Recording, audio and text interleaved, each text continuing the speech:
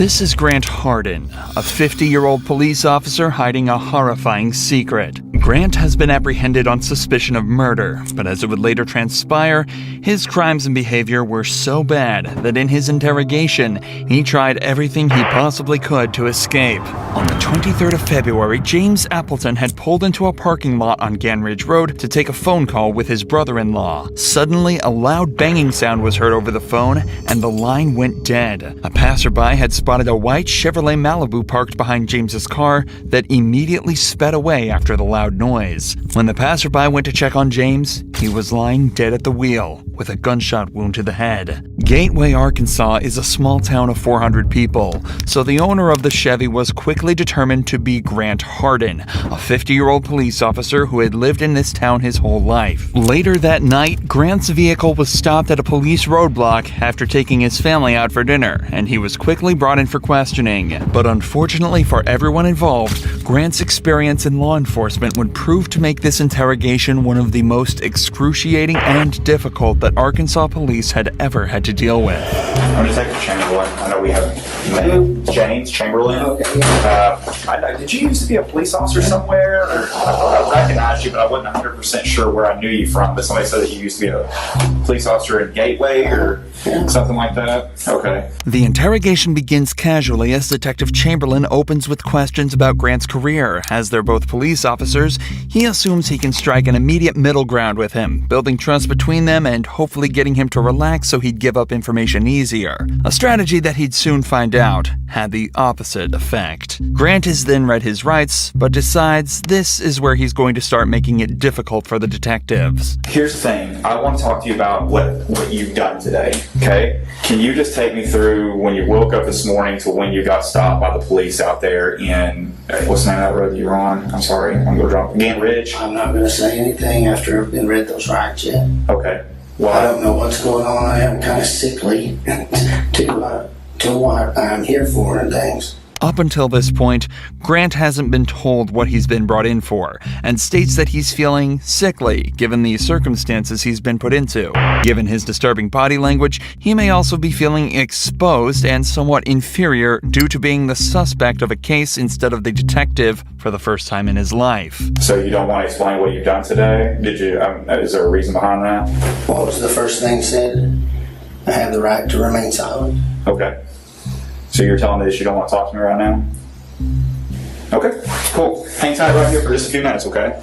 As is normal in a case like this, the detectives leave the room for a few minutes to talk about how they're going to handle the interview. And not only does it give them time to formulate their approach, but it also gives the suspects time alone to worry about what could be going on and form anxiety regarding their situation. At the same time, though, it may also give the suspect a moment to collect their thoughts and generate their own story and approach to the interview, putting the detectives on the back foot instead. By the way, I'm Detective Cordier. I think we've met once before. Probably so. Yeah, I think so. Okay, so I don't know if I scared you at the beginning or what, but that's why I was trying to, and I can't, you see the position that I'm in. I can't tell you why you're here, but at the same time, I need to rule you out into something. Does that make sense? When the detectives re-enter the room, they try an obviously different approach, this time attempting to set Grant at ease, stating that they just need to clear him from any wrongdoing, and then he's free to go on his way. Many people would, at least subconsciously, be inclined to open up a little more in an attempt to get out of there as soon as possible. But Grant has other ideas. Would you be willing to talk to me about your day, knowing that I need to rule you out of something, or like I'm just, if you didn't do anything wrong today, you have nothing to worry about? Yes, I would have liked to, but before the rights were read. So okay. Not knowing what's going on. Yeah, and you understand as a detective, we read those rights to everybody who comes in here. It's not just you. It happens to everybody that walks through this room and talks to us. As a former police officer, Grant is fully aware of all of this. He knows everybody that's interviewed, innocent or not, has to be read these rights, which essentially completely invalidates this as the real reason that he isn't talking. He's just using it as an excuse to refuse to talk, and possibly to even stall for time. I guess my question is this, knowing what I just told you, I guess if it was me and I was if I was in your position, I'd be like, hey, James, I did this. Or Grant, I did this. I was at, here, here, here, and here. And I would just be done with it. But at this point, like, I can't clear you from this because you could still potentially be a suspect. I don't know if I'm not explaining it right or what is going on here. It fine. I just have to, once the rights have been read, I have to, it says I have the right to be silent. Yes. Okay. Just tell me this. I know you were a police officer before, right? You're a police officer in Gateway? It's an easy yes or no. I'm being silent. Well, I can see that. We can do this all night. I mean, it doesn't bother me. You're going to continue to be a suspect until I find out otherwise. Okay. Unfortunately for the detectives, Grant is exercising perfect form within this interrogation. Refusing to talk greatly hinders the investigation as a whole and completely prevents the detectives from making progress, all while being completely legal. This is why Detective Chamberlain is starting to appear visibly annoyed and decides to take a break from the interrogation, as letting emotions take control in an investigation like this can be extremely dangerous for the detectives. But once again, this time alone can also give the suspects the chance to come up with a plan.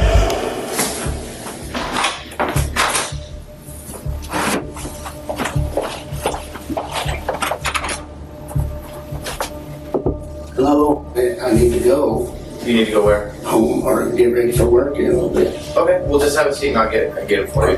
Okay. Okay. All right, thank you. Hey, Grant. Yes, sir. The other officer told me you want to talk to me again. What's going on? I'm just ready to go. Okay. And I'm not ready for you to go yet, so you're not going to be able to go. I've got other things that I'm doing right now, so. I was gonna go. Oh, no, you're not going to tell go. you that. Okay. Yeah, no, you're not. But I will. Okay. Perfect. Thank you. Oddly enough, in many other investigations like this, now is around the time where an officer may attempt to come to a decision regarding the suspect. The interview is obviously at a complete standstill and no progress is being made in any direction. The standard protocol would be to either gather the information needed to charge the suspect for a crime or release them based on a lack of evidence. But whether the detective thinks he can extract more information or if it was an ego-based decision, Grant is told to stay and continue the interrogation. The police then try to take some time to piece together more of the story, talking to witnesses to try and place Grant at the scene of the crime. Despite his silence being perfectly legal and acceptable, it greatly increases the detective's suspicion towards him. Suspicion that's only heightened when Grant's wife says that his only alibi was that she thought he was spreading grass seeds at the time of James's death. All signs point towards Grant, and Detective Chamberlain goes back in for round 3. Detective Cordero is talking to your wife right now. I talked to her a little bit. So I kind of got a timeline of where you were and where you weren't today. We all know what happened, okay? I'm not trying to get you in any trouble. I'm not trying to get her in any trouble. You've got a little daughter, who's 16, who needs her parents, okay? I don't know if you've had a problem with this guy for a while, and this was an accident, or you maliciously chased him down, or what happened. But if I don't get your side of the story, I won't ever know. We're writing a book. You got chapter 1, you got chapter 2, and chapter 3. Chapter 1 is what happened today, what started out today, how your day started.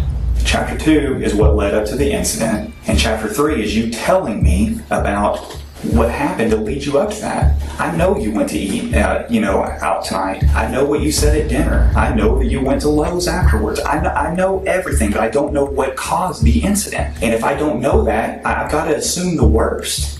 I'll let you think about it. I'll give you one more chance here in a few minutes, and I'm not going to talk to you anymore. I'm telling you that. Well, what happened?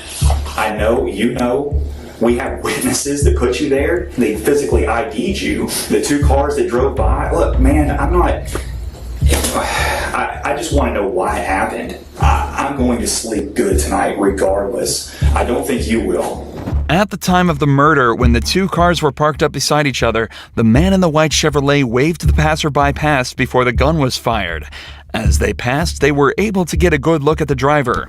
And unfortunately for Grant, it was Andrew Tillman, another resident of the small town who had known him since he was a child, and was hence able to undoubtedly place him at the scene of the crime as the gun went off. Both Grant and Chamberlain know without a doubt what happened to James, but Grant also knows that his only chance of escaping is to continue to remain silent and pray that they can't gather the evidence they need. The detectives are now forced to try almost anything they can think of to get movement out of Grant, starting with allowing him to see his wife and daughter in hopes that it will invoke some sort of emotional reaction within him and get him to talk. Your wife's about to leave. She wanted to give you a hug before she left. Are you good with that? Me too. Okay. All right, I'll be back in a few minutes. Thank you. Unfortunately, even this doesn't work. So instead, Detective Cordiero decides to return alone with a more calm and sympathetic demeanor in a second attempt to build trust with Grant. Often, male suspects are more likely to build a subconscious connection with female detectives due to them often thinking that they're less threatening and more understanding. Realistically, this is the last option the detectives have. All right. Get ready to think about laying down up on that desk, but it looks awful hard. Yeah, I don't know if you'll be any more comfortable up there than what you are now. Can you help me understand how we got to this point? I don't know. I don't know. Man, I remember being on patrol and running into you one night. Help me out on a call, back me up. Oh, It was way back in, I guess almost 3 years now. well, Two, Yeah, probably something so. like that. Yeah, something like that. you guys are always good to help us, help me too. Yeah, absolutely. Brad, you was always right there, man. Cordiero opens up with an anecdote about how Grant apparently backed her up on a case 3 years ago.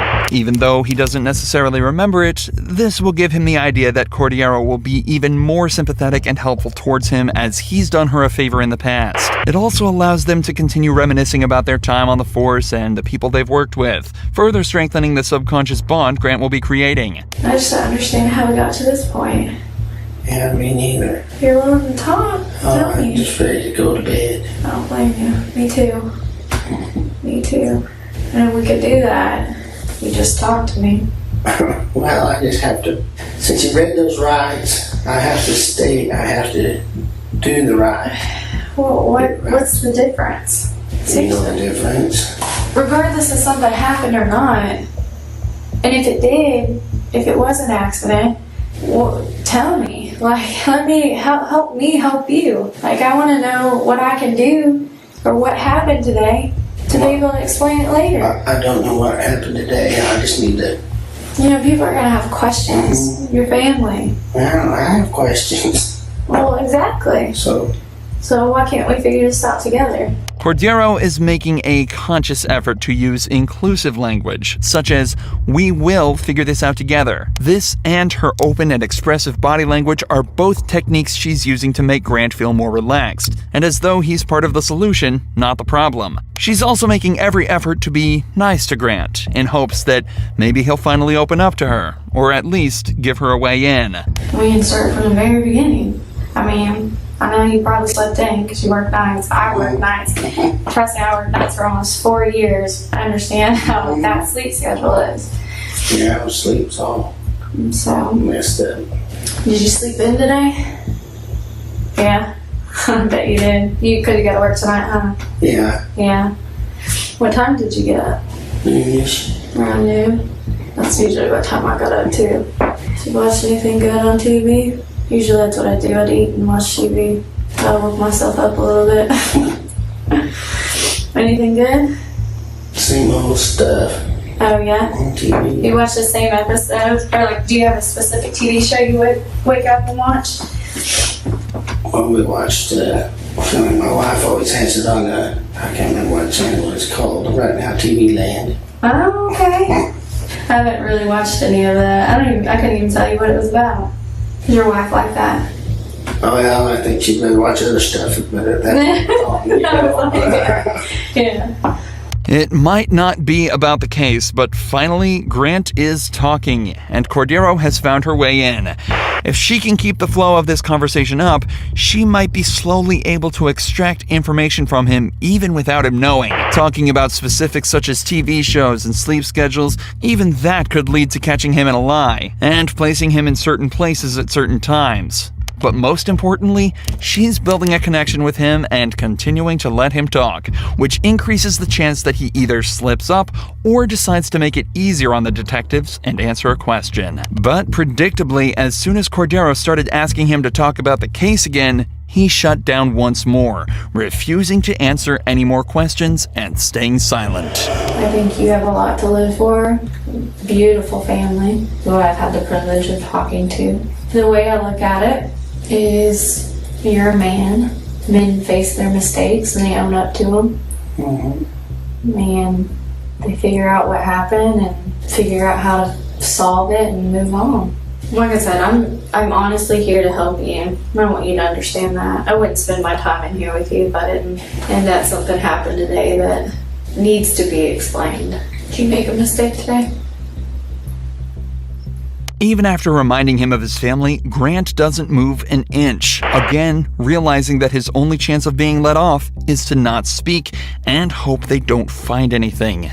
I like you. I like this fella that was a detective here. And I don't care about any of that and stuff. And I just don't know how to I haven't had this happen before.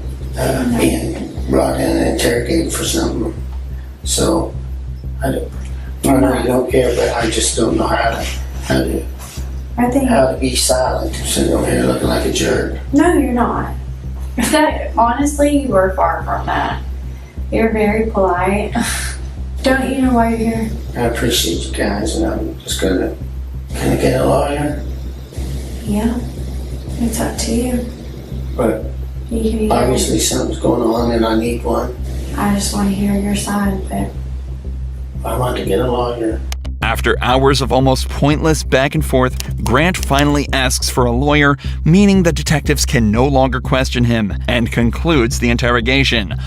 But this is far from where the story ends. Between this interrogation and the final court hearing, Grant and his lawyer both realized that there was simply no way he was going to be released scot-free. Not only was there a man at the scene of the crime who all but saw him pull the trigger, people were also starting to realize that he'd actually either been fired or resigned from 3 different police force jobs before becoming the chief of police in his hometown.